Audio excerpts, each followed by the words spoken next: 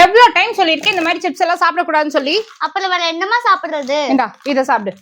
இது என்ன உருண்டை உருண்டையா இருக்கு? நிரா ஹெல்த் பாக்ஸ்ல இருந்து ஆல் இன் ஒன் காம்போவா 4 டைப் ஆஃப் பால்ஸ் வாங்கியிருந்தேன். Nut ball, seed ball, golden ball, mixed ball. நட்ஸ்ல வந்துட்டு உங்களுக்கு கேஷ்யூ, ஆல்மண்ட், வால்நட், பிஸ்தான்னு இந்த மாதிரி நட்ஸ் வச்சு தயாரிக்கிறாங்க. சீட் பால்ல all kind of seeds like sunflower seed, pumpkin seed, chia seed இப்படி எல்லாம் போடுறாங்க.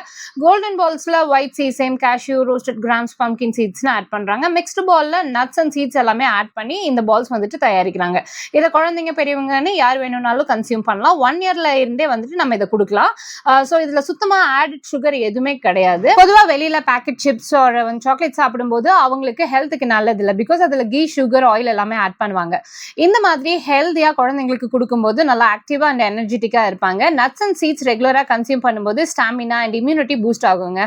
ஸோ பிரெக்னென்ட் லேடிஸ் கூட கன்சியூம் பண்ணலாம். அவங்க எடுத்துக்கும் போது குழந்தைக்கு வந்துட்டு பிரெயின் டெவலப்மெண்ட் நல்லா இருக்கும், ஹெல்த் வைஸ் நல்லா இருக்கும்னு சொல்லியிருக்காங்க. இவங்களோட ப்ராடக்ட் நீங்க வெப்சைட் மூலியமா ஆர்டர் பண்ணிக்கலாம், இல்லைன்னா வாட்ஸ்அப் மூலியமா ஆர்டர் பண்ணிக்கலாம்.